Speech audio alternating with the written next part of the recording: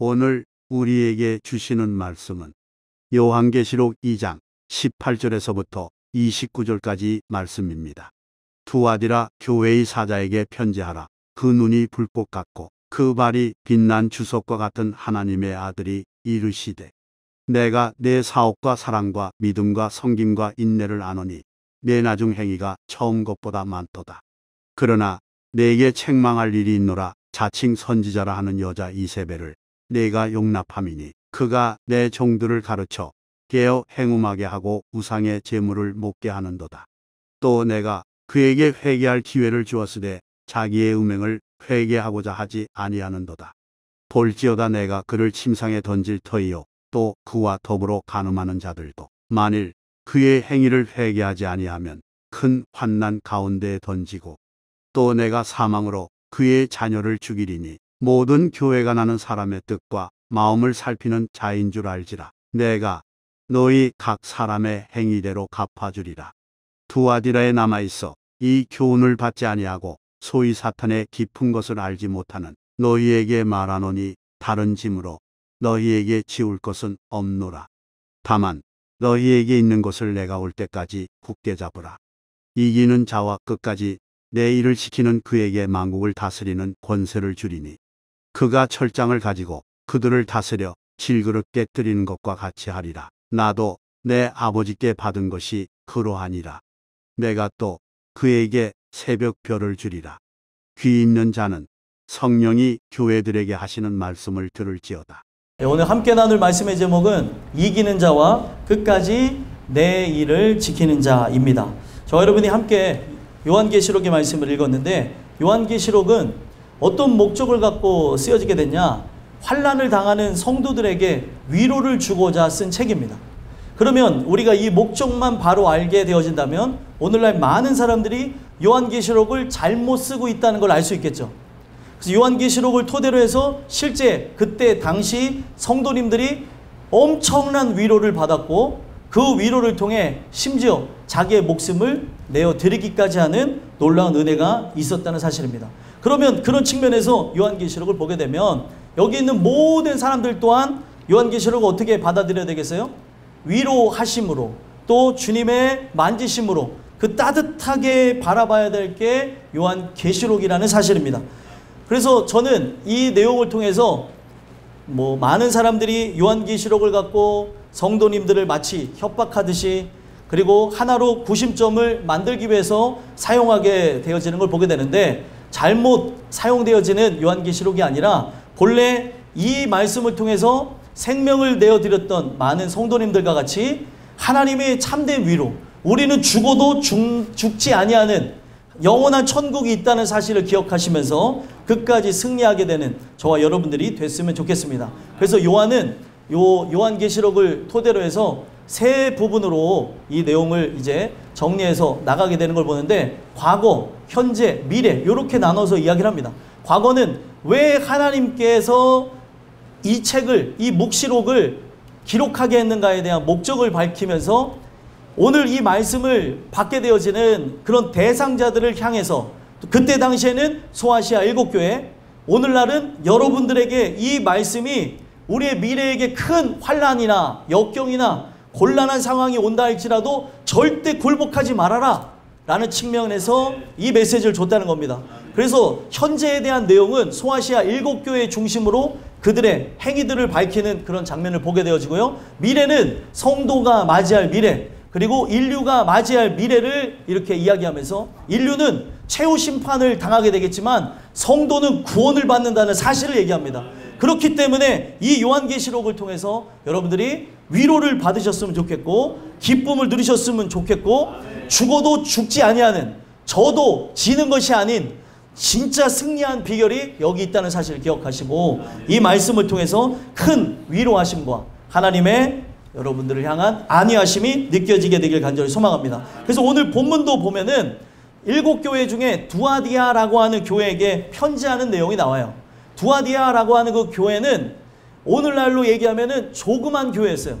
상당한 그런 상업도시에서 작은 교회로서의 역할을 감당하고 있었던 교회였던 거죠. 그런데 이 작은 교회에게도 주님께서는 자신이 어떤 존재인지를 명확하게 밝히면서 말씀을 증거하는데, 두아디아라고 하는 그런 작은 교회일지라도 하나님은 한 영혼이 천하보다 귀하다는 그 사실을 가지고 그들에 대한 충성스러운 마음, 사랑스러운 마음을 갖고 편지했다는 거예요. 그래서 이 내용은 그때 당시 두아디아 사람들을 일깨운 것뿐만이 아니라 성장하고 있는 우리 교회에게도 일깨워 주시는 말씀이라고 믿습니다. 그래서 이 메시지가 어린아이들이든 어른들이든 이 말씀이 온전하게 새겨지게 되어진다면, 여러분들은 오늘날 마귀가 작은 교회일지라도 최선을 다해서 넘어뜨린다는 그 사실을 알게 될 것이고, 우리가 그런 상황 속에서도 끝까지 복음을 수호하고 전파하는 걸 통해 하나님 나라를 이뤄가는 자들이 됐으면 좋겠어요. 그래서 오늘 말씀에 보면은 예수님의 진심을 알 수 있는 그런 부분부터 우리가 살펴보고 본격적으로 말씀을 봐야 되는데, 예수님이 편지하는데 자기가 어떤 존재인지를 밝히십니다. 18절 한번 읽어볼까요? 읽어보겠습니다. 시작. 두아디라 교회의 사자에게 편지하라. 그 눈이 불꽃 같고 그 발이 빛난 주석과 같은 하나님의 아들이 이르시되. 아멘. 두아디라 교회에게 바로 편지하라 그러죠. 거기에 목회자를 비롯해서 모든 성도들이 바로 이 하나님의 한 뜻을 받으라 라고 하며 편지를 했다는 거예요. 근데 예수님에 대한 표현이 어떻습니까? 그 눈이 뭐와 같대요? 얘들아, 뭐와 같대? 눈이 뭐와 같대? 예, 불꽃 같다고 합니다. 여기 아이들이 있어서 물어보는데, 눈이 불꽃 같은 사람 있어요? 있어요? 아, 그럼 그 사람의 눈빛이 강렬할 때 불꽃 같다고 하지만 진짜 눈이 불타는 사람은 없잖아요. 그렇죠? 눈을 봤는데 눈이 활활 타고 있어. 예? 그러면 좀 이상하지 않겠어요? 애들 표정, 무슨 소리야, 눈이 활활 타는 사람이 어딨어. 이런 눈으로 요 3명의 아이들이 저를 쳐다보는데, 그러니까 얘들아, 이 얘기를 잘 들어봐. 그 눈이 불꽃 같다는 이 말 자체는 그냥 눈을 얘기하는 것이 아니라, 이 눈은요, 사실 우리가 앞에 있는 정면을 보잖아요. 사물을 보잖아요. 하나님의 아들 예수님의 눈을 표현하는 거예요. 그러면은 예수님의 눈은 어떤 눈이냐? 우리의 속까지도, 우리의 속에 어떤 것이 들어있는지, 나는 어떤 사람인지도 꿰뚫어 보는 눈이라는 거예요. 근데 그러한 눈을 가지고 그분의 성품을 표현한 게 불꽃인데, 성경에 보게 되면 불꽃에 관한 얘기가 구약에 정말 많이 나와요. 그래서 여러분들이 잘 아는 모세도 불꽃이 막 타오르는, 불꽃이 타오르는 떨기나무에서 부름을 받죠. 근데 그 떨기나무가 활활 타고 있는데 완전히 사라졌대요? 사라지지 않았대요? 사라지지 않았다는 거예요. 태윤아, 정신 차려. 얘는 아까도 찬양 열심히 하다가 저기 설교만 들으면 이렇게 하는데, 그거 잘 들어야 돼. 이게 말씀을 이제 안 들어 버릇해서 말씀이 들려지기까지는 많은 방해가 있는 거예요. 이 시간만 되면 피곤하게 되는 거는 아주 희한한 일인데, 마귀가 이 말씀을 듣고 바로 여러분들이 은혜로 살아갈까봐 계속 어떤 사람에게는 잡생각을 집어넣고, 어떤 사람에게는 졸려움을 집어넣고, 거기 아이들한테는 요 막 장난치고 있는 그런 부분들이 생겨나는 거예요. 그래서 이 말씀 잘 들어야 돼. 잘 들어야 돼. 그래서 이 불꽃이라고 하는 요 부분 자체는 하나님의 성품을 상징하는 거예요. 예수님의 성품을. 그래서 이 불꽃 자체가 두 가지 의미가 있는데, 하나는 바로 예수님의 열정을 상징합니다. 예수님의 열정이 활활 타오르는데, 떨기나무 가운데서, 불타는 떨기나무 가운데서 모세를 부르실 때 그 떨기나무가 탄대요, 안 탄대요? 이 활활 타는데 떨기나무가 사라지지 않는다고 얘기하죠. 그런 것처럼 하나님의 열정은 식지 않습니다. 그렇기 때문에 여러분들을 향한 귀한 열정이 여러분들을 변화시킬 수 있도록 하게 하시는 거죠. 그래서 그런 측면에서의 그 열정에 비례되는 게 무엇이냐? 바로 하나님의 진노의 마음이에요. 그래서 우리가 그 열정 안으로 들어가게 되면 영생 복락을 누리며 보호를 받지만, 우리가 그 말씀을 듣지 아니하고 내 마음대로 살아가고, 그리고 하나님의 말씀을 무시하게 된 대가는 무엇이에요? 하나님의 그 사랑이 뜨거운 것처럼 하나님이 그 사랑을 거부하고 나간 자들에 대해서도 그의 심판의 불이 뜨겁다는 거예요. 그래서 열정도 뜨겁고 심판도 뜨겁습니다. 근데 여러분들이 이 말씀을 듣고 회개하게 되어진다면 심판의 불이 여러분들을 사르지 아니할 것이고, 물이 여러분들을 침몰하지 못할 것이고, 어떤 상황에서도 하나님이 구원하실 것이라는 거예요. 그래서 이 부분은 불꽃 같은 그런 하나님의 성품을 표현하는 것으로 우리 모든 사람들이 죄인이기 때문에 하나님 앞에 함부로 설 수 없어요. 꿰뚫어 보시고 나의 깊은 속까지도 통달하시는 분이기 때문에 하나님 앞에 누가 제일 먼저 선다고 하냐? 예수님이 서십니다. 그리고 예수님을 믿는 사람들이 그 뒤로 짜라락 쓴다고 요한계시록을 얘기하고 있어요.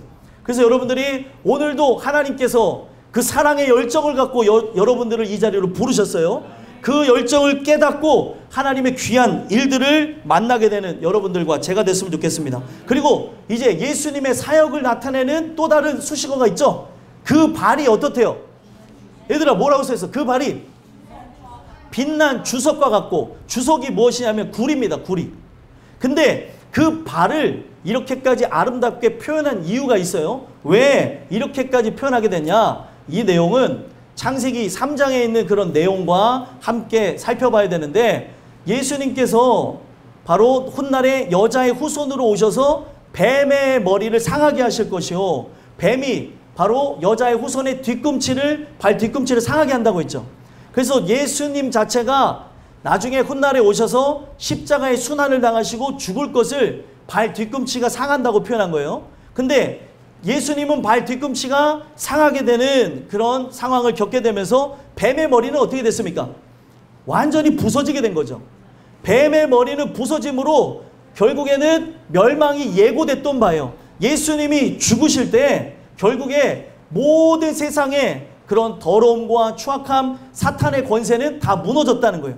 그것을 이미 창세전에 계획하셨고 창세기 3장에 에덴에서 쫓겨나가는 사람들에게 주셨다는 겁니다. 그래서 이 내용이 왜 중요하냐? 바로 이 발이, 예수님의 이 발 자체가 이 세상을 정복한다는 측면에서 빛난 주석과 같다는 거예요.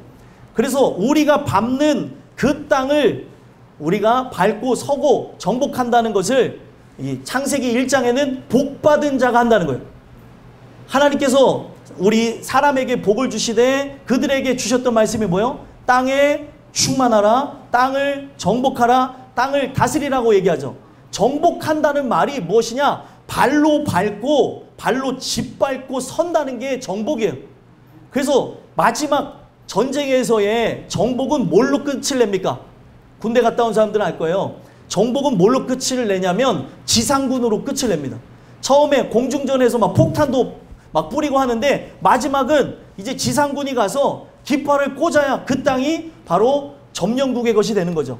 그래서 점령한다, 바로 정복한다라고 하는 것은 발로 밟고 선다는 거예요. 근데 여기에 예수님의 발 자체를 빛난 주석과 같다라고 표현한 것은 예수님이 분명 이 세상의 모든 죄와 사망의 권세를 밟고 서겠다, 정복하겠다, 다스리겠다라는 의미가 있는 거예요. 그래서 여러분들 이 내용이 왜 중요하냐면 미가서에도 등장하게 됩니다. 미가서 7장 한 번만 볼까요? 미가서 7장.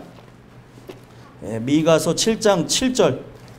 7장 7절이랍니다. 죄송합니다. 미가서 7장 19절.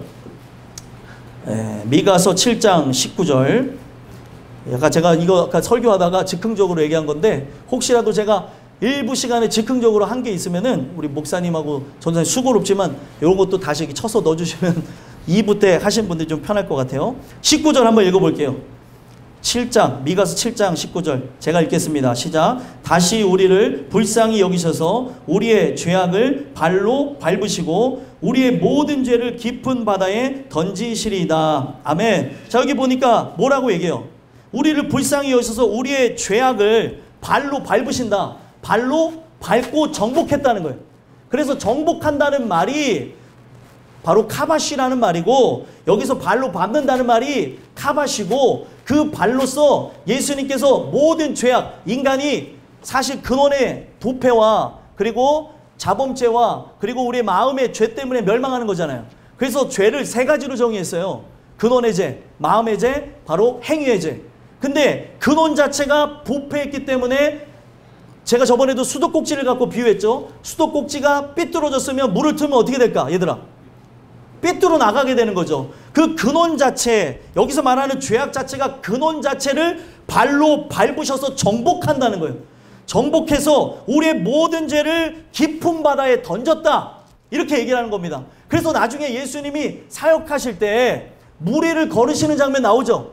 예수님이 물 위를 걸으신 이유는 다른 이유가 아니에요. 나 물 위를 걸을 수 있다. 뭐 이런 차원이 아니에요. 나 이런 기적을 할 수 있다. 이런 차원이 아니라 어떤 의미예요?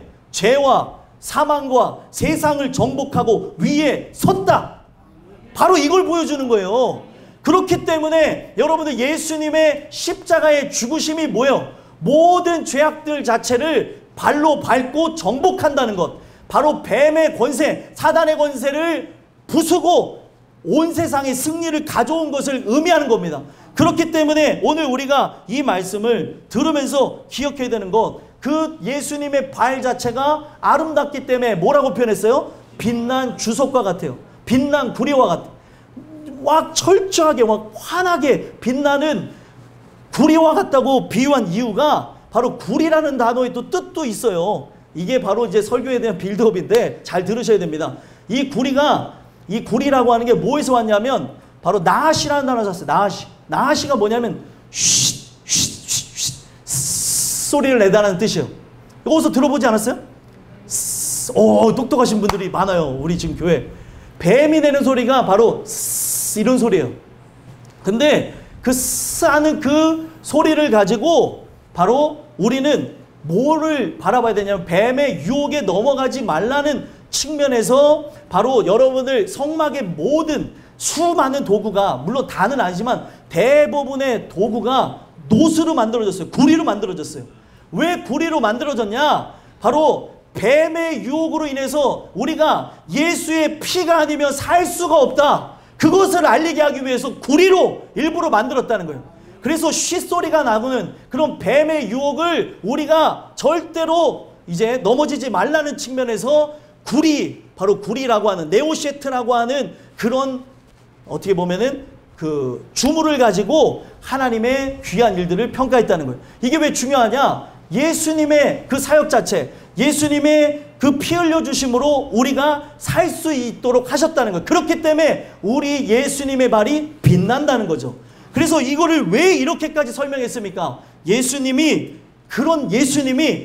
작고 나약한 교회, 이제 성장하려고 꿈틀거리는 그 교회한테 친히 편지를 하셨다는 거예요.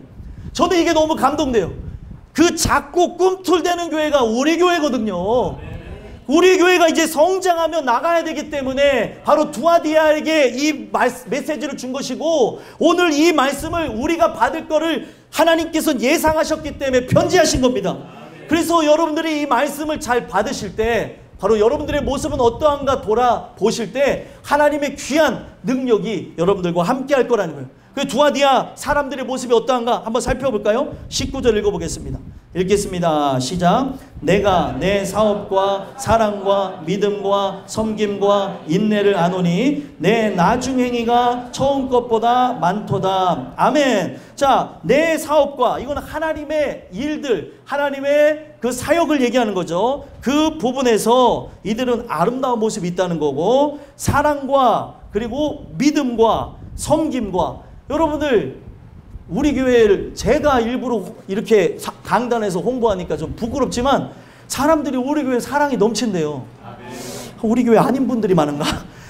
사랑과 믿음과 섬김이 있는 교회가 땅끝 교회라는 거죠. 그래서 아까 일부에도 오신 김춘심 집사님이 다음 주에 등록하시긴다고 가셨어요. 이런 게 바로 하나님의 역사 아닙니까? 낙심자로 계시다가 우연히 저도 만났고 우리 교인들도 만나고 계속 만나는 거예요. 계속 만나고 이제 지날 때마다 권사님들이 얘기하고, 그래서 결국에 교회 오시기로 작정해서 말씀 듣고 이제 이 교회를 다니시겠다고 하고 가셨어요. 그래서 제가 그런 얘기를 했어요. 일부 시간에 제가 집사님은 못 만나도 집사님이 케어하는 고양이는 만났었다고. 그러니까 그걸 너무 좋아하시더라고요. 이 고양이들 불쌍하다고 해서 고양이들 먹이도 주시고 그런 일을 하시더라고요.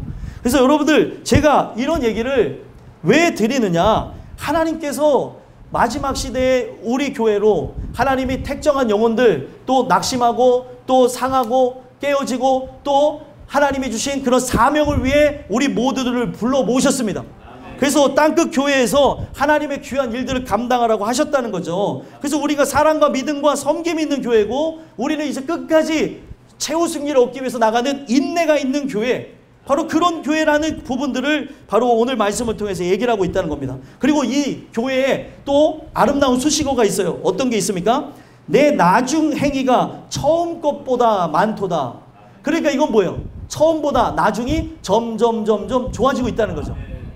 여기에 아이들이 있지만 지금 뭔가 고행하는 자세처럼 앉아 있지만, 이 아이들이 말씀을 깨닫는 날이 오게 될 줄 믿습니다. 그래서 이 말씀을 통해 언젠가 하나님의 역사하시는 그 타임이 올 때 이것이 엄청난 시너지 효과, 폭발력이 있게 되면서 이 모든 부분들을 깨닫게 된다는 거예요. 여러분 믿으시겠는지 안 믿으시겠는지 모르겠지만, 저는 모태신앙이고 어렸을 적부터 신앙생활을 했는데, 어렸을 적에 들었던 말씀들이 다 기억나요. 7살 때 들었던 김장한 목사님이 한 설교도 하나님이 필요하시니까 생각나게 하시더라고요. 여러분들 제가 기억력이 좋아서 그런 게 아니에요. 필요하면 성령께서 이런 모든 부분들을 생각나게 하신다는 거예요.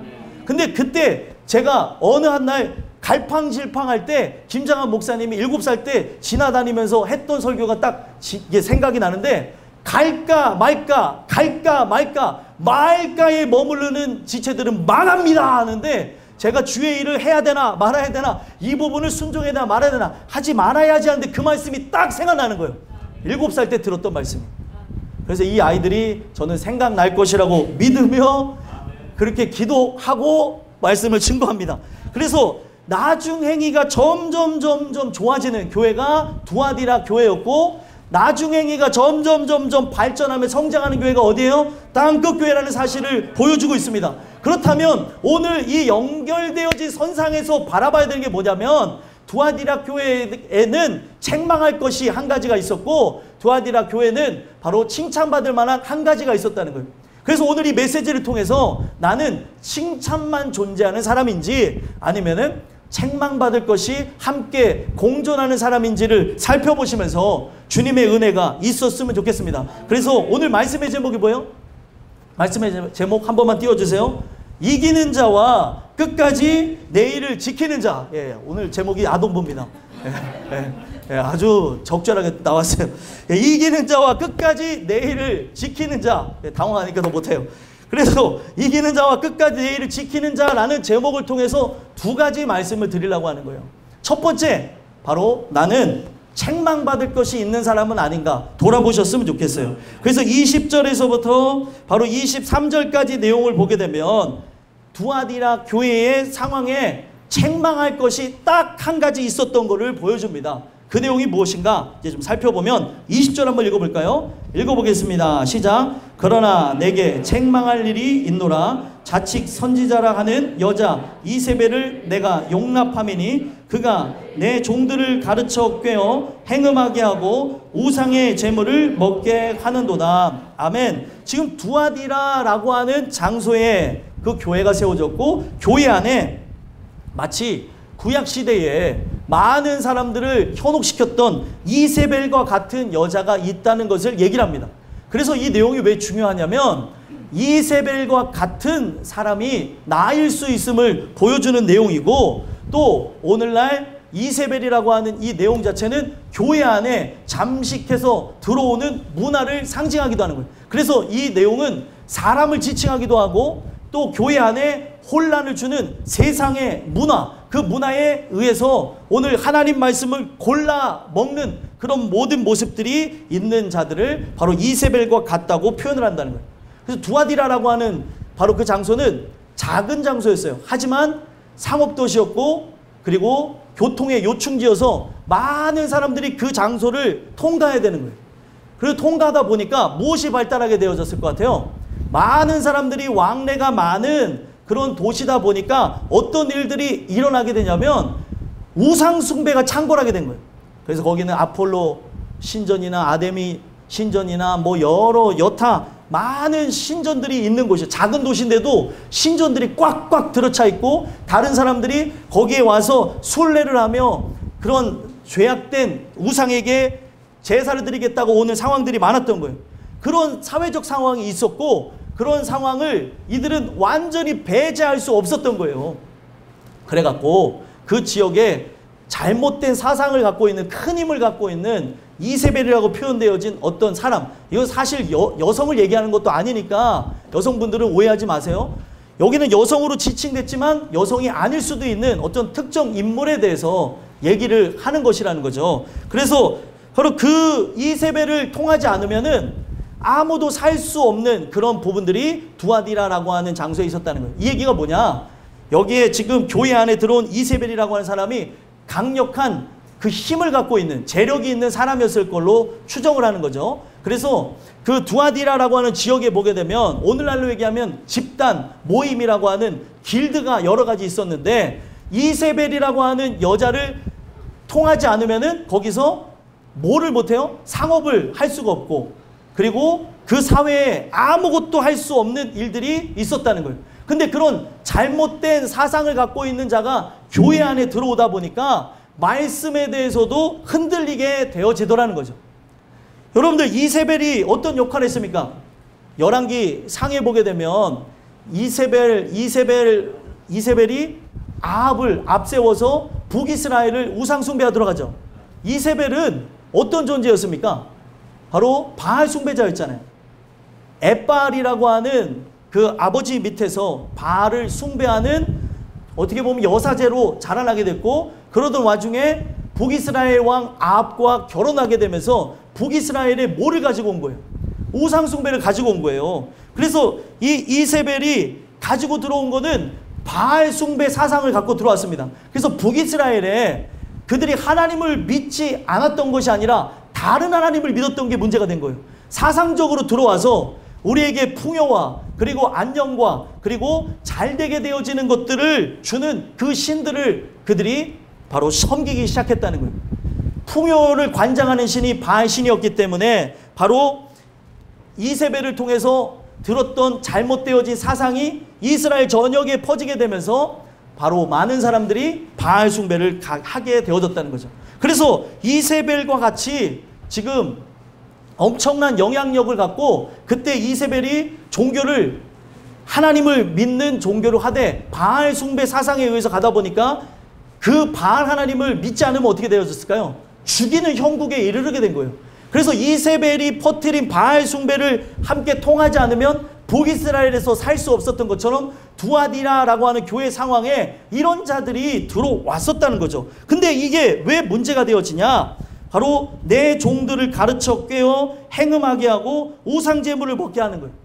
우상의 제단에 올라갔던 제물을 마음대로 가져와서 교회에서 함께 먹고 마시며 즐겼던 일들이 있었고, 그리고 이 이세벨과 함께 그렇게 비유를 맞추면서 하지 않으면은 그때 당시에 길드라고 하는 그 모임에 함께하지 못해서 장사를 못하는 것으로, 경제적 사회적 활동을 못하는 것으로 죽게 되어진 일들이 일어났다는 거예요. 그러면 여러분들, 이게 왜 문제가 되어지냐? 이세벨의 강력한 힘으로 바로 오늘날도 그런 사상으로 사람들을 이렇게 잠식시키면서 문화에 우리가 노출이 되어져서 이제는 주 4일 문화가 도입되게 되는데, 많은 사람들이 얘기할 때 주 5일 문화가 도입되게 되면 교회에 다니는 사람들의 인구가 반토막 될 거라고 했는데, 그 예언대로 많은 사람들이 떠났어요. 근데 이제 선진국에서 도입하는 주 4일 제도가 이제 들어오게 되면 교회를 갈 사람이 없는 거예요. 이제 자기네들도 쉬고 즐기고 열심히 일한 당신 떠나라, 이러한 사회적 문화가 함께 가면서 교회는 점점 흩어지는 그런 일들이 나타난다는 거예요. 마지막 시대 어떻게 하라고 했어요? 마지막 시대는 점점 모이기를 패하는 사람들 어떤 습관과 같이 나가지 말고 전적으로 더 모이라고 얘기하죠. 그래서 우리 교인들이 이렇게 전적으로 모이잖아요. 지금 코로나가 다시 창궐해서 교회 많은 사람들이 지금 나오지 않으신대요. 근데 우리 교회는 지금 아이들도 어른들도 합심해서 나오지 않습니까? 코로나 걸리셨어도 여러분들 방역수칙을 지켜가면서 마스크 착용하고 예배드리면 돼요. 여러분들 저기 지하철도 타고 그리고 대중교통도 이용하고 다 하잖아요. 거기에 코로나 걸린 환자들도 있는데 여기서 마스크 쓰고 예배하면 뭐가 잘못이냐는 거예요. 마스크 쓰고 안 나오시려나? 아무튼 예, 마스크 쓰고 예배 드리실 분들은 예배 드리시고 혹여나 다른 사람한테 피해 주기 싫으시면 온라인으로 그때 전환해서 예배 드려도 좋습니다. 하지만 원칙은 현장에서 예배 드리시라는 거예요. 그리고 식사만 좀 안 하시고 가시면은 우리가 서로를 보호할 수 있잖아요. 예배 드리는 게 뭐가 잘못이냐는 거예요. 여러분들 이런 상황 속에서 사회적 문화가 그렇게 되어지다 보니까 마치 이 간염병 자체가 사실 이렇게 창궐하게 되어질 때 이걸 사회적 문화로서 이렇게 가게 되니까 우리가 예배 드리는 것 자체가 죄악인 것처럼 되어질 때가 있잖아요. 모이지 말라 그랬는데 모이는 것 자체가 죄악되어진 그런 부분인 것처럼 사회적인 풍토가 형성이 되니까 현장 예배 드리는 사람들이 어떻게 해요? 교회 다니는 사람들이 핍박했어요, 여러분들. 이런 부분들은 없어져야 되는 거죠. 이게 무엇이냐? 바로 사회적 문화에 의해서 들어오는 이세벨과 같은 그런 일들이 교회 안에 들어오는 것이고, 바로 이세벨과 같은 이런 여인들의 그 역사, 이 여자 이세벨을 통해서 용납했다는 이거 자체가 말씀을 골라서 먹는 것과 같다고 얘기하는 거예요.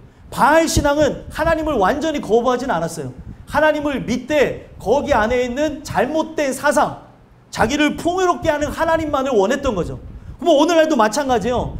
잘 되게 하는 하나님은 좋은데 나의 삶의 죄를 밝히시고 내가 문제가 있다는 것을 근원적으로 얘기하는 하나님을 싫어하는 자들도 있다는 거예요. 오늘 이 내용이 여러분한테 어떻게 들려지는지 모르겠어요. 제가 이 부분을 쫙 설명하니까 이 부분을 끝까지 집중해서 쫓아오신 분들도 있는가 하면 길을 잃으신 분들도 보이는데, 이 말씀을 집중해서 들으시면서 지금 오늘날 사회적인 그런 강력한 힘을 갖고 이 힘이 교회 안에까지 들어와서 종들을 가르쳐 꿰어 행음하게 하고 우상의 재물을 먹고 교회를 무너뜨리는 행태가 있다는 거예요. 하나님께서는 오늘 그런 존재가 혹 나는 아닌가, 혹 내가 은혜로 산다고 하면서 어떤 율법주의적인 시각을 갖고 또 내가 은혜로 산다고 하면서 세상 문화를 교회 안에 들어와서 많은 사람들을 혼란하게 하는 건 아닌가 돌아보자는 거죠. 그래서 21절에 뭐라고 얘기합니까? 한번 읽어보겠습니다. 시작. 또 내가 그에게 회개할 기회를 주었으되 자기의 음행을 회개하고자 하지 아니하는도다. 아멘. 이세벨 같은 사람, 이세벨과 함께하는 사람에게 회개할 기회를 줬대요. 여러분들 성경에 보게 되면 이세벨이 회개할 기회가 3번 있었어요. 언제 있었습니까?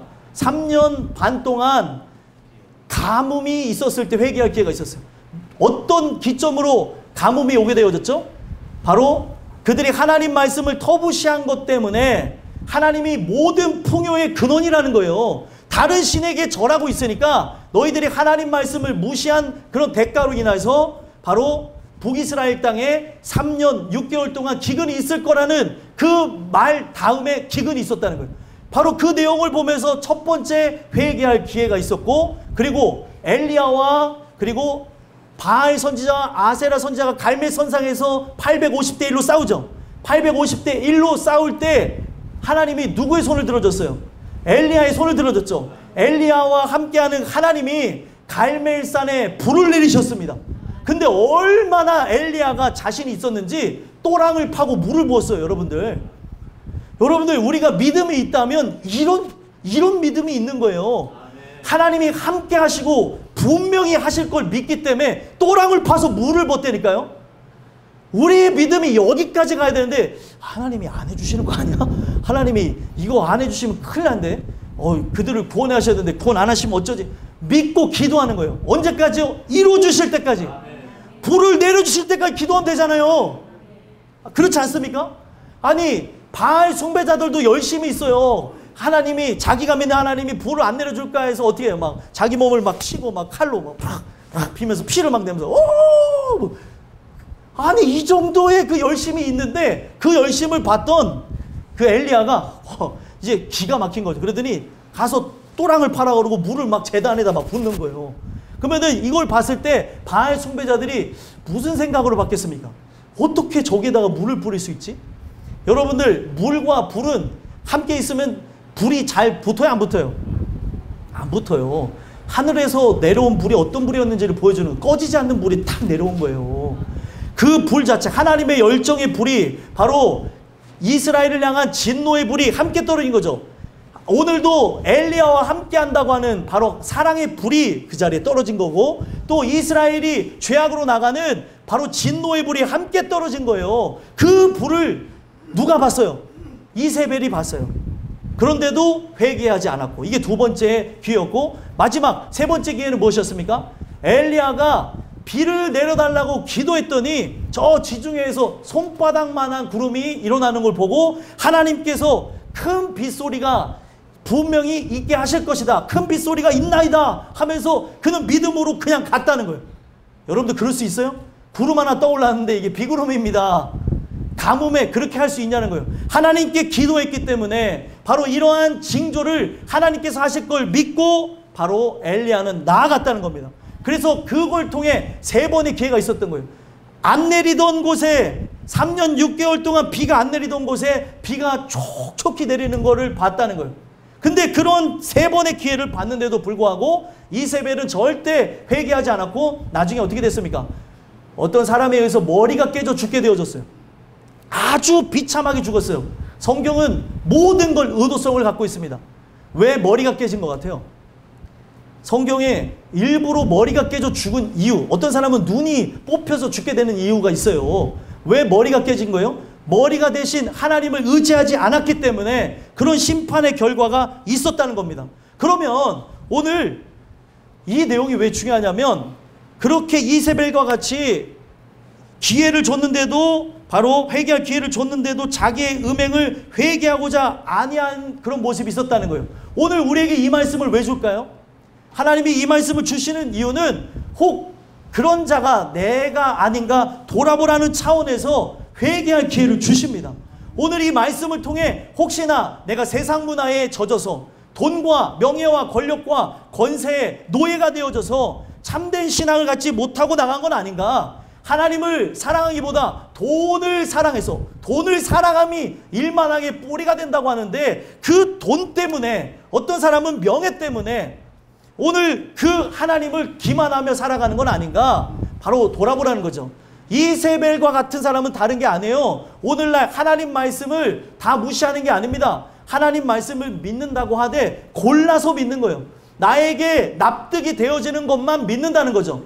여러분들, 우리가 믿음이 없다고 한다면 성경은 뭐라고 하냐면 믿음을 달라고 기도하라는 거예요. 모든 걸 다 믿어 순종하도록 기도하셔야 될 거 아니에요. 그리고 내가 이렇게 문제가 있다면 기도해야 되는데 더 도망가. 예배도 막 드려야 될 사람 예배도 안 드리고 막 방황하면서 나가고 있는데, 여러분들 방황을 그치고 하나님이 주시는 은혜 안으로 들어오시기를 소망합니다. 그래서 하나님이 주시는 이 회개의 기회를 우습게 여기고 넘기지 마시고 회개함으로 여러분들의 모든 가치관이 변했으면 좋겠어요. 제가 금요일날 설명했던 게 있습니다. 회개가 뭐예요? 회개는 모든 것의 전환인데, 쉽게 얘기하면 세계관이 바뀌게 되는 거예요.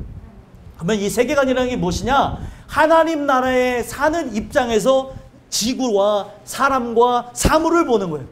그래서 하나님 나라에 사는 그러한 가치관과, 그리고 오늘 살아가는 그 삶 속에 내가 중요하다고 생각하는 것, 중요하지 않다고 하는 기준을 갖고 살아가는 걸 세계관이라고 하는 거예요. 그래서 회개는 무엇이냐? 바로 내가 하나님 나라의 백성이 되어지면서 하나님 나라에 거하는 사람으로서 말하고 행동하고, 그리고 내가 오늘날 어디로 나아가는지 모든 삶의 변화가 오는 것을 회개라고 하는 거예요.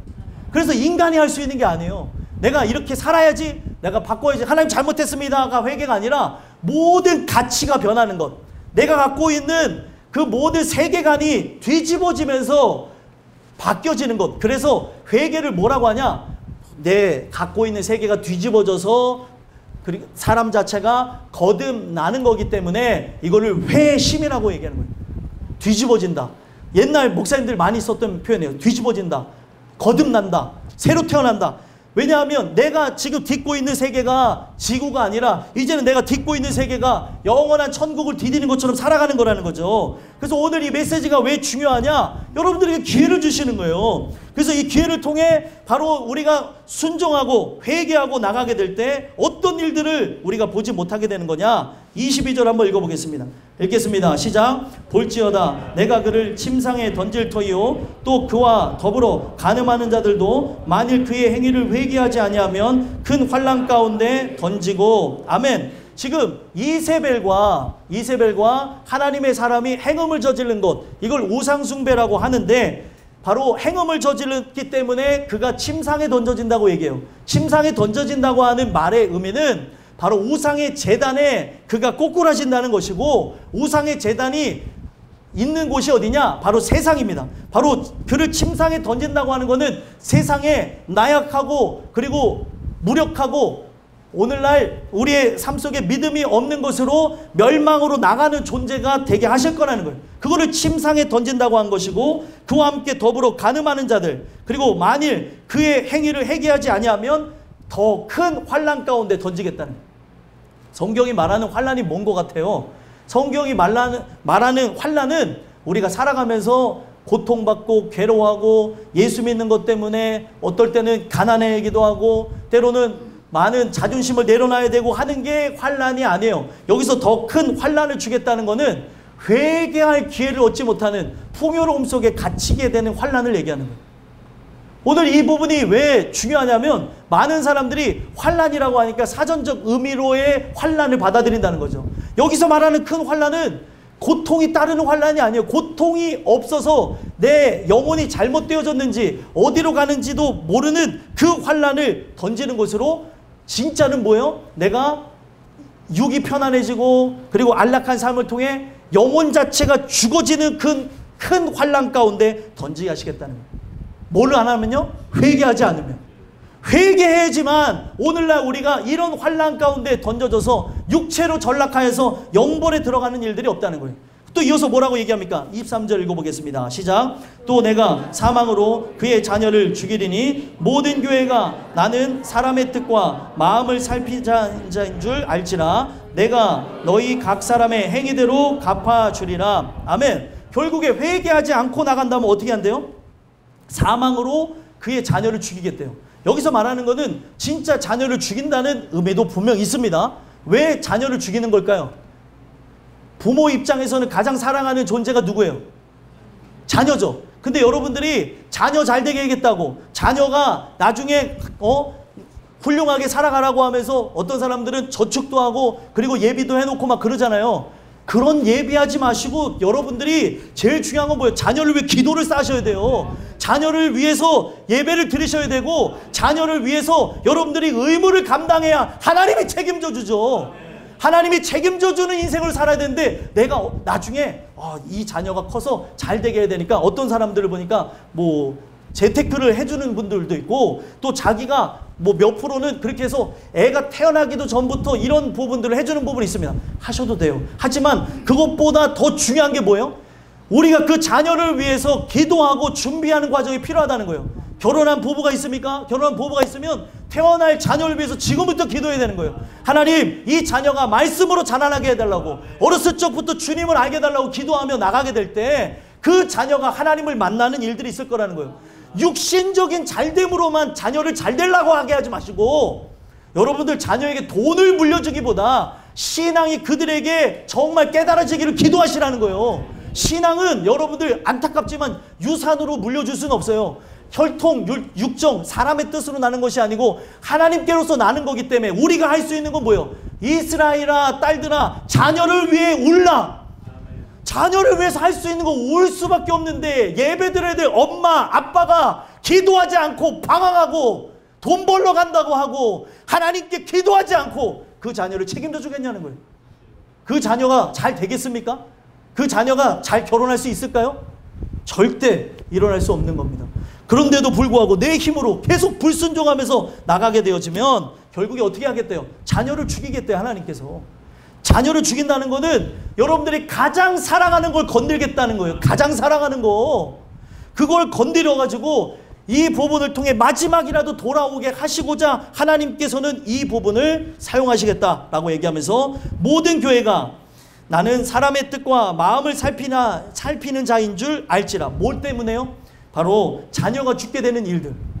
그들이 사회와 타협하며 죄와 타협하며 돈과 명예와 권력과 타협하며 살아갔던 이 모든 것 때문에 심판받는 것으로 바로 하나님이 사람의 뜻과 마음, 그 중심을 깨뜨려 본다니까요. 저 사람이 어떤 생각을 갖고 예배를 안 나오는지, 왜 방황하는지, 오늘 이 말씀을 왜 거부하는지, 그리고 오늘 삶 속에 하나님 뜻대로 왜 순종을 못하는지 중심을 꿰뚫어 보는 그 하나님이 자녀를 주시기 때문에 오늘 이 내용을 여러분들 잘 들으셔서 여러분들의 삶 속에 여러분들이 다시금 내 삶을 돌아다보고 점검해보고 살아나는 일들이 일어났으면 좋겠습니다. 그래서 여러분들이 정말 깨어서 회복하게 되어질 때 여러분들 이제 주변에 있는 모든 사람들 한 사람도 놓치지 않게 되어지고 그 모든 사람들을 승리하며 나가게 하실 거라는 거예요. 그래서 오늘 이 모든 부분 속에서 뭐라고 얘기해요? 하나님께서 행한 대로 우리가 하나님의 뜻을 거부하고 살아간 이 모든 행위대로 갚아줄 거라고 얘기해요. 여러분들 이 행위를 받는 일들이 없었으면 좋겠고 오늘 이 말씀을 들으면서 상당히 불편하고 답답하고 화가 나실 수도 있습니다. 이 내용이 여러분들 영적으로 받아들이면서 가장 사랑한 것을 왜 하나님께서 나에게 이렇게 하셨을까? 또 이런 일들이 있을까? 이런 고민과 답답함 속에 말씀을 들으신 분들도 있을 텐데 여러분들 이 말씀을 통해서 다시는 그런 일이 없어야 되고 다시는 오늘 우리의 삶 속에 사랑하는 것들을 사탄에게 빼앗기는 일들이 없어야 될 줄 믿습니다. 그렇기 때문에 하나님이 바라시는 건 뭐예요? 회개예요. 내가 은혜로 살기를 바라면서 오늘도 주의 뜻대로 나가게 되어지면 하나님께서 바로 여러분들에게 가장 좋은 것으로 주시는 역사가 있을 줄 믿습니다. 이것이 바로 여러분들에게 드린 첫 번째 말씀이고요. 두 번째 말씀은 이기는 자와 끝까지 내 일을 행하는 자라는 말씀을 통해 바로 하나님의 교훈 안에 거하라. 끝까지 하나님의 말씀 안에 거하라는 말씀을 주십니다. 24절 한번 읽어볼까요? 읽어보겠습니다. 시작. 두아디라에 남아있어 이 교훈을 받지 아니하고 소위 사탄의 깊은 것을 알지 못하는 너희에게 말하노니 다른 짐으로 너희에게 지울 것은 없노라. 아멘. 자, 24절에 뭐라고 얘기하고 있어요? 두아디라에 남아있어 이 교훈을 받지 아니하는 사람들이 있대요. 자, 두아디라에 세 부류의 사람이 있었어요. 바로 이세벨에게 종노릇하며 살았던 사람, 그리고 이세벨이 하는 이 모든 걸 관망했던 사람, 이세벨이 하는 이 모든 것들을 반대하고 말씀으로 살아갔던 사람, 세 부류의 사람이 있었는데 여러분들은 어떤 사람이라는 거예요? 어떤 사람이십니까? 여기에 두아디라에 남아있다라고 하는 거는요, 그냥 남아있는 게 아니에요. 그가 그곳에 남아있어서 어떻게 되어졌을까요? 그들은 상업활동을 못하는 거예요. 장사를 못하는 거기 때문에 사회활동과 경제활동이 마비되어져 있는 상황에 이르게 됐다는 거예요. 그런데도 남아있어요. 왜 남아있을까요? 남아있는 이유는 바로 그들이 정말 이 두아디라를 지켜야 될 하나의 일원이 되어졌고 그 교회 가족이 되어졌고 하나님이 정말 원하시는 바 그들 안에 예수가 함께 하시기 때문에 남아있다는 거예요. 그래서 제가 여러분들에게 당부해드리고 싶은 게 있는 것은 우리 교회는 여러 상황에 의해서 함께 모여진 가족들의 바로 예수 공동체입니다. 그렇기 때문에 여러분들 우리 교회가 앞으로 성장하면서 이런 일 저런 일 있을까요? 없을까요? 있겠죠. 그래도 여러분들 오늘 말씀대로 두아디라에 정말 그들이 경제활동을 못하고 사회활동을 못하는 그런 부분이 있는데도 남아있는 자처럼 남아있기를 간절히 축복합니다.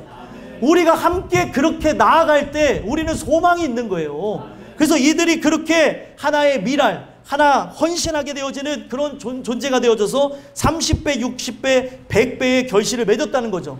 이게 왜 중요하냐? 저는 이 말씀을 전하면서 여러분들에게 또 말씀드리고 싶은 게 오늘날 우리가 예수로 살아간다는 거는요, 많은 손가락질과 조롱과 핍박, 어떻게 보면은 마지막 시대에는 여러분들이 경제적, 사회적 활동을 못할 수도 있다는 거예요. 그래서 굉장히 가난해질 수도 있고 굉장히 고통받아 하며 살아갈 수도 있습니다. 그런데 요한계시록에 놀라운 말씀이 있어요. 어떤 말씀이 있냐? 바로 그가 우리의 모든 필요를 공급하실 거래요. 여러분 그걸 믿으세요? 세상이 다 기근이 되어져서 먹을 게 없을 때 하나님께서 엘리야를 살리셔야 되니까 어떻게 했어요? 까마귀를 보냈어요. 그 까마귀를 통해서 역사하셨던 하나님이 오늘날 우리에게 까마귀 한 마리쯤 안 날리시겠습니까? 아이, 날리신다니까 하나님께서. 그 까마귀를 통해 먹이시고 입히실 걸 저는 믿어요. 그렇기 때문에 여러분들 오늘 이 말씀을 통해 우리가 예수를 믿는 것 때문에 찾아오는 많은 환난과 역경이 예고되어져 있지만 끝까지 승리하셨으면 좋겠습니다. 그래서 성경에 보면은 누가복음 16장에 거지 나사로에 대한 얘기가 나와요. 거지 나사로는 어떤 사람이냐? 제가 요한복음과 함께 연결지어서 보게 되니까 하나님께서 깨달음을 주시는데, 이스라엘 공동체에는 사실 여러분들 거지가 있습니까? 없습니까? 거지가 있을 수가 없어요. 가난한 사람은 있겠지만 거지가 있을 수 없습니다. 왜 그러냐면 율법에 의해서 모든 곡식을 걷어가지 말고 먹게 하셨다는 거죠. 그렇기 때문에 사실은 가난한 사람은 있을지언정 동냥하면서 살아가는 거지는 존재할 수 없어요. 그런데 예수님 시대에 성경에 보게 되니까 거지 나사로라고 하는 사람이 존재한다는 이유가 무엇이겠냐는 거죠. 존재하지도 말아야 될 사람이 예수님 시대에 거지로서 있었다. 어떤 의미인가 하고 제가 말씀을 통해 묵상하는 중에 요한복음을 통해서 힌트를 주셨는데, 요한복음에 보니까 오로지 예수를 믿고 의지하며 살아가는 사람들 앞에 어떤 일들이 있었냐? 출교당하는 일이 있었다는 거예요. 그들은 회당 중심의 사회예요. 근데 회당 중심의 사회에서 그들은 제일 중요한 것, 그 회당에 등록되어져서 함께 살아갈 수 있는 공동체를 이루어야 되는데 회당에서 그들을 등록하지 않은 거예요. 그러니까 우리나라에 우리 동사무소에서 여러분들의 주민등록이 말소가 되어져서 없는 자처럼 되어지는 거죠. 그래서 제가 그 세상에 이런 일이라는 프로를 통해서도 하나 본 게 있어요. 어떤 사람에 대한 얘기가 떠서 이렇게 보게 됐는데, 그 사람이 주민등록이 말소됐는데 그 말소되어진 거를 연장하는 돈을 못 내가지고 몇십 년을 투명인간처럼 살았다는 얘기를 하시더라고요. 주민등록이 없으면 요즘에 일도 못하죠. 그런 시대가 되어졌어요. 근데 예수님 시대에 회당이 어떤 곳이었냐면 동사무소의 역할도 하고 오늘날 교회 역할도 하는데 거기에 아예 들어오지 못하게 해서 경제적, 사회적 활동을 못하게 한 거예요. 뭐 때문에요? 예수님 때문에. 예수님을 믿는 것 때문에 출교당해서 그들은 사회적으로 핍박받고 손가락질 받으면서 거지가 되어졌다는 거죠. 나사로가. 그래서 거지가 되어져서 막 짐승들이 먹었던 것들 주워 먹고 사람들이 이렇게 던진 그런 음식을 먹으면서 그가 알 수 없는 병에 걸려서 그 바이러스에 의해서 결국에 죽게 되어졌던 거예요. 그래서 제가 왜 이런 얘기를 말씀드리냐? 오늘날 나사로 자체가 구원받은 게 그냥 구원받은 게 아니에요. 여러분들, 예수님을 향한 그런 뜨거운 믿음이 있으니까 내가 사회적으로 거지가 되어져서 혹 사람들에게 투명인간 취급받고 죽는 한이 있더라도 끝까지 믿음을 지켰다는 거예요. 그랬더니 아브라함의 품에 안겼습니다. 하지만 부자는 못 들어갔어요. 왜 그렇습니까? 부자는 믿음이 없었던 거예요. 예수님을 믿지 않았던 거죠. 오늘날도 마찬가지입니다. 우리가 진짜 예수를 믿는다는 것은 사회적, 경제적 활동을 못하는 일들이 있을 수도 있다는 거예요. 그런데도 우리가 어떻게 해야 되는 거예요? 바로 이세벨의 교훈을 받지 말아야 된다는 겁니다. 그럴 때 바로 여러분들과 저는 승리하게 되는 거죠. 그리고 뭐라고 얘기해요? 소위 사탄의 깊은 것을 알지 못하는 너에게 말하노니 다른 짐으로 너에게 지울 것은 없노라. 여러분들이 아셔야 되는 거는 사탄의 계략, 지략 뭐 이런 부분 알 필요 없어요. 예수님만 아시면 됩니다. 마지막 시대 사탄의 계략에 대해서 연구하신 분들 많아요. 우리가 사탄에 대해서 몰라도 예수만 알면 구원받으나 우리가 사탄에 대해서는 아는데 예수님 모르면 지옥 갑니다. 그래서 여러분들 중요한 거는요, 오늘날 이런 거 막 연구하면서 막 사회적으로 이런 것이 있다, 뭐 그림자 정부다, 뭐다, 뭐 하면서 뭐 프리메이슨이다, 일루미나티다 전혀 몰라도 돼요. 마지막 시대에 이런 거 하나도 몰라도 됩니다. 무슨 칩이다 뭐 다 필요 없어요. 여러분들 정말 예수님만 알게 되면 구원을 얻습니다. 믿으십니까? 그래서 그때 두아디라에 있었던 사람들이 사탄의 깊은 곳을 전혀 알지 못했지만 그들은 누구를 알았어요? 예수를 알았기 때문에 다른 짐으로 너에게 지울 것이 없대요. 하나님께서 그들은 어떤 짐을 지고 있어요? 죄의 짐은 이제 내려놨고 바로 십자가를 짊어지는 멍에를 짊어지며 살아가는 삶이었기 때문에 다른 것은 지우지 않겠다는 거예요. 등에 짊어지지 않게 하시고 우리가 결국에는 뭐만 지키라고 얘기합니까? 25절 읽어보겠습니다. 읽겠습니다. 시작. 다만 너희에게 있는 것을 내가 올 때까지 굳게 잡으라. 아멘. 너희에게 있는 것이 뭐예요? 1장부터 여러분들 언급하고 있는 게 있어요. 그들에게 있는 것은 예수 그리스도입니다. 그 예수 그리스도의 그 말씀을 올 때까지 굳게 잡으라는 거예요. 그래서 성경은 뭐라고 얘기합니까? 겸손한 자가 말씀에 붙어 있다고 제가 늘 말씀드리죠. 그래서 지금 올 때까지 굳게 잡으라고 하는 것은 하나님의 말씀이자 십자가 사건을 절대 잊지 말라는 거예요. 그것을 우리가 부여잡고 끝까지 나가게 되어질 때 어떤 일들이 있을까요? 하나님께서 여러분들에게 오늘 말씀의 제목이 뭐예요? 이기는 자와 끝까지 내 일을 지키는 자에게 하나님께서 여러분들에게 승리를 주실 것이라는 거예요. 그래서 오늘 이 메시지가 여러분들에게 있었으면 좋겠습니다. 이제 결론이에요. 결론이 어떻게 나는가 한번 볼게요. 26절, 27절 한번 읽어보겠습니다. 읽겠습니다. 시작. 이기는 자와 끝까지 내 일을 지키는 그에게 만국을 다스리는 권세를 주리니 그가 철장을 가지고 그들을 다스려 질그릇 깨뜨린 것 같이 하리라. 나도 내 아버지께 받은 것이 그러하니라. 아멘. 자, 보니까 뭐라고 얘기하세요? 끝까지 주님이 오실 때까지 굳게 잡고 있는 그 사람에게 뭐를 주시겠다고요? 바로 이기는 자와 끝까지 지키는 그에게 만국을 다스리는 권세를 준다는 거예요. 여러분들 이기는 거, 아까 제가 일부러 빌드업이라고 해서 초장에 예수님의 발에 대해서 자세하게 말씀드렸죠. 예수님의 발로 밟고 딛고 선 거를 뭐라고요? 정복이라고 말씀드렸어요. 그래서 우리는 복을 받았다고 한다면 분명히 세상을 정복해 나가는 존재가 돼야 되겠죠. 그래서 여기서 말하는 이기는 자라고 하는 거 니카오라는 말인데, 니카오라는 말이 무엇이냐? 발로 밟고 서다, 정복하다는 뜻이에요. 그래서 이게 왜 중요하냐? 예수님께서 이 세상을 말씀으로 정복하셨어요. 그 말씀으로 십자가에 달려 죽으시면서 모든 세상을 하나로 통일시켰던 거죠. 그가 정복하고 이길 수 있는 능력을 주셨는데, 오늘 여러분들이 그 말씀과 함께 바로 믿음으로 세워진 그 사람에게 하나님께서는 뭘 준다고요? 만국을 다스리는 권세를 주겠다는 거예요. 그래서 이기는 게 다른 게 아니에요. 바로 예수님의 주시는 그 복을 함께 받아 누리면서 바로 십자가 사건을 경험하고 그 십자가 사건을 통해 바로 마귀의 권세를 밟고 서는 자가 바로 이기는 자라는 거예요. 그래서 추상적인 게 아니에요. 그냥 승리가 아니라 밟고 서는 거. 어디 위에 서는 거예요?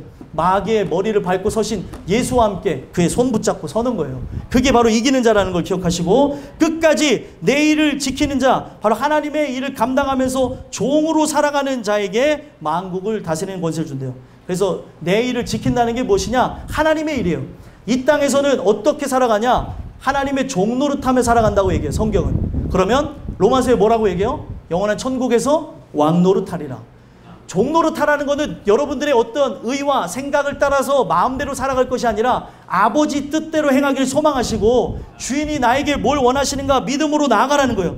그럴 때 하나님께서 그렇게 나간 자에게 만국을 다스리는 권세를 주시겠다라고 얘기하는 거죠. 그래서 만국을 다스리는 권세를 받음으로 우리가 영원한 천국에 왕 노릇하게 되는 그 이야기를 하고 있다는 거예요. 그래서 지금 우리가 2장에서 만국을 다스리는 권세 얘기를 하고 있죠. 저 이제 계시록 끝자락에 가게 되면은 천년왕국과 영원지복의 천국을 통해서 바로 만국을 다스리는 권세는 다른 것이 아니라 천국에 여러분들이 들어가게 되는 걸 가르쳐주는 거예요. 그래서 지금 이게 뭐냐? 영화나 아니면 소설이나 어떤 문학 작품에 있는 복성과 같은 거 여기다 집어넣은 거예요. 복성과 같이 이 부분을 통해서 앞날에 이런 것이 있을 것이다 라고 암시하는 거죠. 그래서 플래시 포워드라고 하는데 이 부분이 다른 게 아니라 오늘날 하나님 말씀을 통해서 번쩍 우리가 어떤 이야기를 듣다가도 깨달을 때 맞다라고 하는 것처럼, 영화를 보거나 뭐 소설을 보거나 아니면 어떤 글을 보다가 이게 혹시 나중에 이렇게 연결되는 거 아닌가 라고 해서 번쩍하고 앞날이 비춰진다 해서 플래시 포워드라고 해요. 이게 왜 중요하냐? 오늘 이 말씀이 믿어지는 자에게 천국이 보여줄 줄 믿습니다. 천국이 이와 같구나. 나에게 이런 것들을 주시겠구나. 그래서 번쩍하고 이것이 눈으로 보여지는 것 같고 믿어지는 것과 같아서 결국에 끝까지 세상에 절하지 아니하고 끝까지 이 말씀을 부여잡고 승리하게 된다는 거예요. 그래서 여기서 말하는 이긴다는 거, 밟고 선다는 거는 세상이 볼 때는 진 듯한 모습일 수도 있어요. 그 세상이 볼 때는 우리가 죽기도 합니다. 그런데 성경은 뭐라고 해요? 죽어도 죽은 것이 아니고 저도 진 것이 아니래요. 왜요? 예수님의 십자가 사건에 실제가 있기 때문에 여러분들은 그 세상의 모든 권세, 죄의 권세를 밟고 섰다는 거예요. 그래서 성경은 이기는 자라고 얘기하는 거예요. 이 내용들을 얘네들이 알면 좋을 텐데. 아, 참. 너네 커서라도 알게 되기를 바란다. 플래시포. 아이고, 플래시포도 좋았어. 아무튼. 자, 여러분들 이 부분이 성경은 계속해서 우리에게 암시해요. 암시. 번쩍. 은혜를 받는 사람에게는 마치 빛이 촥 비치는 것처럼, 아, 그렇구나. 아멘. 깨달아지는 거예요. 그렇게 빛이 번쩍거리는 걸 깨달으면서 결국에 천국을 보는 것처럼 살아가게 되더라는 거죠. 오늘 이런 은혜가 여러분들에게 있었으면 좋겠습니다. 그리고 27절에 뭐라고요? 철장을 가지고 결국에 그들을 다스려 질그릇 깨뜨린 것 차리라. 철장은 뭐냐면 목자가 갖고 있었던 바로 쇠곤봉입니다. 쇠곤봉. 이 쇠곤봉을 갖고 뭘 했을까요? 짐승을 때려잡은 거예요. 그래서 이 짐승은 나중에 성경에 보면은 이 계시록 12장, 13장 보게 되면 여기에 용의 하수인 노릇하는 그 두 짐승이 나오고 사주를 받아서 나가는 죄악된 짐승들이 나와요. 그 짐승들의 실체는 뭐예요? 사탄이죠. 이 사탄의 모든 권세를 바로 예수께서 이미 십자가에서 이기셨기 때문에 마지막 날에 질그릇 깨뜨린 것 같이 다 부숴버릴 거라는 거예요. 안 속 시원하세요? 저는 마귀 때문에 열받을 때가 많아요. 계속 우리를 죄짓게 하고 오늘날 실망하게 하고 좌절하게 하고, 오늘 이 말씀을 통해서도 여러분들 마귀가 역사하는 사람이 되지 마시고 오늘 이 말씀의 주인공들이 되셨으면 좋겠어요. 오늘 이 말씀을 주신 이유는 다른 게 아니에요. 여러분들로 하여금 죄책감을 느끼게 하고 여러분들로 하여금 그냥 시리에 빠지라고 하는 것이 아니라 오늘 이 말씀을 통해 이기는 자라가 되라고 주신 겁니다. 그래서 우리가 결국에 나도 내 아버지께 받은 것이 그러하니라 라고 하면서 예수님의 그 권세를 함께 받아 누리면서 예수님과 함께 영원한 천국을 통치하게 될 거라는 거예요. 그러면서 28절에 뭐라고 얘기합니까? 읽어보겠습니다. 시작. 내가 또 그에게 새벽별을 주리라. 아멘. 새벽별이 무엇이에요? 예수님이에요. 예수님. 이 새아침이 오기 전에 무조건 뜨는, 아침이 오기 전에 무조건 제일 먼저 뜨는 별이 뭐예요? 새벽별, 금성이죠. 그래서 이 새벽별은 예수님의 재림을 상징합니다. 예수님의 재림과 함께 영원히 이제 밤이 오지 않는 새아침이 오게 될 거라는 거예요. 그래서 여기서 말하는 새벽별은 예수님을 주시겠다는 거예요. 그래서 이거는 그냥 있는 일이 아니고 바로 너희에게 있는 것을 끝까지 잡은 사람들, 그들 안에 있는 예수의 말씀과 함께 나간 그들에게 예수님이 신랑으로서 오시겠다라는 걸 표현한 거예요. 그래서 여러분들은 그날에 들어가야 될 준비를 하면서 나가야 되는 거죠. 그래서 오늘 이 말씀을 통해서 사이다처럼 막 시원해지고 기쁜 사람이 있는가 하면, 와, 뭐 저 사람 왜 이렇게 말이 이렇게 빨라? 왜 이렇게 흥분했어? 흥분을 안 할 수가 있겠습니까, 여러분들? 우리가 이 말씀을 받아 누리면 죽어도 죽은 게 아니라니까요. 저도 지는 게 아니에요. 세상이 이기는 모습과 믿음으로 이기는 모습은 달라요. 사람들이 볼 때 우리를 조롱하고 핍박하고 그리고 우리를 밟고 서는 것처럼 막 까불지만 이거는 우리가 승리하고 있다는 믿음의 전조 증상입니다. 그래서 여러분들 좌절하지 마시고 오늘 이 말씀을 통해 여러분들이 사랑하는 여러분들이 기다리고 있는 가족들, 믿음의 그 용사들을 함께 만나는 그날을 위해서 끝까지 붙잡으셨으면 좋겠어요. 마지막입니다. 29절 읽어보겠습니다. 시작. 귀 있는 자는 성령이 교회들에게 하시는 말씀을 들을지어다. 아멘. 오늘 이 말씀을 1시간 딱 들었어요. 여러분들이 1시간. 얘들아 1시간 들었어. 근데 지금 이 얘기가 아주 명확하게 세밀하게 미세하게까지 이런 모든 제가 느끼는 걸 다 느끼면서 듣는 분이 있는가 하면 맹숭맹숭한 사람도 있고 또 잠깐 이 마음에 대해서 또 이렇게 불편한 마음이 들었다 사라진 분도 있고, 저는 이제 설교하면서 여러분들의 마음을 다 느껴요. 애들이든 어른들이건. 그래서 이 부분 통해서 절대로 여러분들 이 말씀이 의도하는 바대로 깨달으셨으면 좋겠고요. 귀가 여러분들이 있는 영적인 귀가 있다면 성령이 오늘 여러분들에게 하시는 말씀을 들을지어다. 이런 은혜가 있게 되길 간절히 소망합니다. 기도하겠습니다.